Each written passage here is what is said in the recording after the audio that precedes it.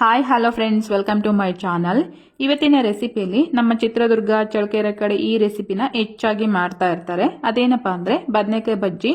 ಬಜ್ಜಿ ಅಂದರೆ ಆಯಿಲಲ್ಲಿ ಫ್ರೈ ಮಾಡೋದಲ್ಲ, ಬದನೆಕಾಯಿನ ಬೇಯಿಸಿ ಗೊಜ್ಜು ಮಾಡೋ ಅಂಥದ್ದು. ನಮ್ಮ ಕಡೆ ಇದನ್ನು ಬದನೆಕಾಯಿ ಬಜ್ಜಿ ಅಂತಲೇ ಕರೀತಾರೆ. ಬಿಸಿ ರಾಗಿ ಮುದ್ದೆ ಜೊತೆಗಾಗಿರ್ಬೋದು, ರೈಸ್ ಜೊತೆಗಾಗಿರ್ಬೋದು, ಸೂಪರ್ ಕಾಂಬಿನೇಷನ್ ಆಗುತ್ತೆ. ಮಾಡೋದು ಸಹ ಅಷ್ಟೇ ಸ್ವಲ್ಪ. ಸೊ ಬನ್ನಿ ಹಾಗಾದರೆ ಇದನ್ನು ಹೇಗೆ ಮಾಡೋದಂತಂದೇಳಿ ಒಂದ್ಸಲ ಚೆಕ್ ಮಾಡೋಣ.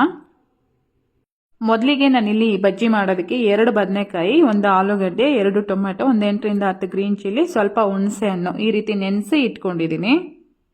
ಇವಾಗ ಒಂದು ಕುಕ್ಕರ್ಗೆ ಈ ತರಕಾರಿ ಎಲ್ಲ ಮುಳುಗುವಷ್ಟು ನೀರನ್ನು ಹಾಕಿ ಗ್ರೀನ್ ಚಿಲ್ಲಿ, ಆಲೂಗಡ್ಡೆ ಏನು ತೊಗೊಂಡಿದ್ನಲ್ವ ಅದನ್ನು ಕಟ್ ಮಾಡಿ ಹಾಕೊಳ್ತಾ ಇದ್ದೀನಿ.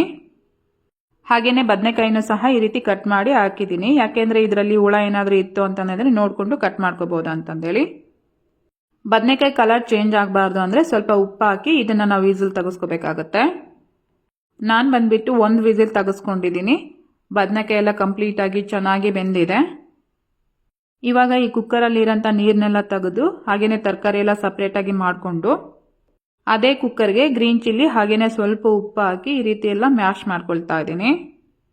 ಗ್ರೀನ್ ಚಿಲ್ಲಿನ ಈ ರೀತಿ ಎಲ್ಲ ಮ್ಯಾಶ್ ಮಾಡ್ಕೊಂಡ್ಮೇಲೆ ಟೊಮೊಟೊ ಸಿಪ್ಪೆ ತೆಗೆದುಬಿಟ್ಟು ಇದೇ ಕುಕ್ಕರಲ್ಲಿ ಹಾಕಿ ಮತ್ತೆ ಅದನ್ನು ಮ್ಯಾಶ್ ಮಾಡ್ಕೋಬೇಕು.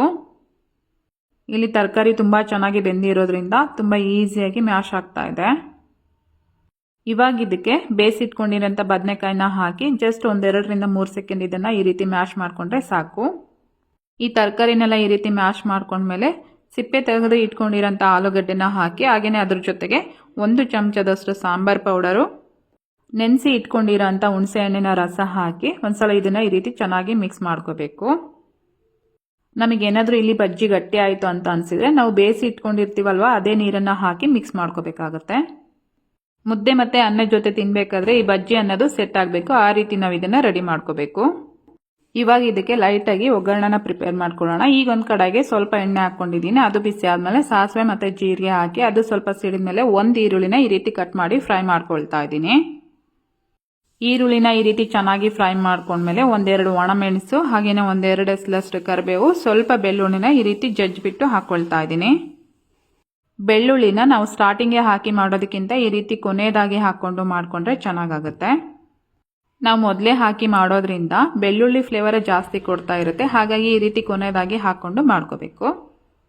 ಒಗ್ಗರಣೆ ಎಲ್ಲ ಚೆನ್ನಾಗಿ ಫ್ರೈ ಮಾಡ್ಕೊಂಡ್ಮೇಲೆ ಇವಾಗ ಇದಕ್ಕೆ ಸ್ವಲ್ಪ ಉಪ್ಪು, ಅರಿಶಿನ ಪುಡಿನ ಹಾಕಿ ಒಂದ್ಸಲ ಚೆನ್ನಾಗಿ ಈ ರೀತಿ ಮಿಕ್ಸ್ ಮಾಡಿಕೊಂಡು ರೆಡಿ ಮಾಡಿ ಇಟ್ಕೊಂಡಿರೋಂಥ ಬಜ್ಜಿನ ಇದೇ ಕಡಾಯಲ್ಲೇ ಸೇರಿಸ್ಕೊಳ್ತಾ ಇದ್ದೀನಿ. ಇದನ್ನು ನಾವು ತುಂಬ ಕಡಿಮೆ ಸಮಯದಲ್ಲಿ ಪ್ರಿಪೇರ್ ಮಾಡ್ಕೋಬೋದು. ಹಾಗೆಯೇ ರುಚಿ ಸಹ ಅದ್ಭುತವಾಗಿರುತ್ತೆ. ಇದಕ್ಕೆ ನಾವು ಯಾವುದೇ ರೀತಿ ಮಸಾಲೆ ರುಬ್ಬೋದಿರಲ್ಲ, ಏನೂ ಇರಲ್ಲ. ತುಂಬ ಸಿಂಪಲ್ ಆಗಿ ಮಾಡ್ಕೋಬೋದು. ಬದನೆಕಾಯಿ ಬಜ್ಜಿನ ಹಾಕ್ಕೊಂಡು ಒಂದ್ಸಲ ಈ ರೀತಿ ಚೆನ್ನಾಗಿ ಮಿಕ್ಸ್ ಮಾಡ್ಕೊಂಡ್ಮೇಲೆ ಕೊನೆಯದಾಗಿ ನಾನು ಇದಕ್ಕೆ ಈ ರೀತಿ ಸ್ವಲ್ಪ ಕೊತ್ತಂಬರಿ ಸೊಪ್ಪನ್ನು ಗಾರ್ನಿಷ್ ಮಾಡ್ಕೊಳ್ತಾ ಇದ್ದೀನಿ. ನಾವು ಇದನ್ನು ಒಗ್ಗರಣೆ ಜೊತೆ ಸೇರಿಸ್ಕೊಂಡ್ಮೇಲೆ 1 ಕುದಿ ಬರೋವರೆಗೂ ಕುದಿಸ್ಕೊಂಡ್ರೆ ಸಾಕು. ಬಜ್ಜಿ ಎಲ್ಲ ಚೆನ್ನಾಗಿ ಬೆಂದಿರುತ್ತೆ. ಸೊ ನೋಡ್ತಾ ಇದ್ದೀರಲ್ವ, ಬದನೆಕಾಯಿ ಬಜ್ಜಿ ಅನ್ನೋದು ರೆಡಿ ಆಯಿತು. ನಾನು ಇದನ್ನು ಬಿಸಿ ಬಿಸಿ ರಾಗಿ ಮುದ್ದೆ ಜೊತೆಗೆ ಸರ್ವ್ ಮಾಡ್ತಾ ಇದ್ದೀನಿ. ಈ ರಾಗಿ ಮುದ್ದೆ ಜೊತೆ ತಿಂತಾ ಇರಬೇಕಾದ್ರೆ ರುಚಿ ಅಂತೂ ಅದ್ಭುತವಾಗಿತ್ತು ಅಂತಲೇ ಹೇಳ್ಬೋದು. ಸೊ ನೀವು ಖಂಡಿತ ಮನೇಲಿ ಒಂದ್ಸಲ ಟ್ರೈ ಮಾಡಿ. ಇವತ್ತಿನ ರೆಸಿಪಿ ನಿಮಗೆಲ್ಲ ಇಷ್ಟ ಆಗಿದ್ರೆ ಈ ವಿಡಿಯೋಗೆ ಒಂದು ಲೈಕ್ ಮಾಡಿ, ಕಮೆಂಟ್ ಮಾಡಿ, ಶೇರ್ ಮಾಡೋದನ್ನು ಸಹ ಮರಿಬೇಡಿ. ಮತ್ತೆ ಹೊಸ ರೆಸಿಪಿ ಜೊತೆ ಸಿಗೋಣ. ಅಲ್ಲಿವರೆಗೂ ಟೇಕ್ ಕೇರ್, ಬಾಯ್.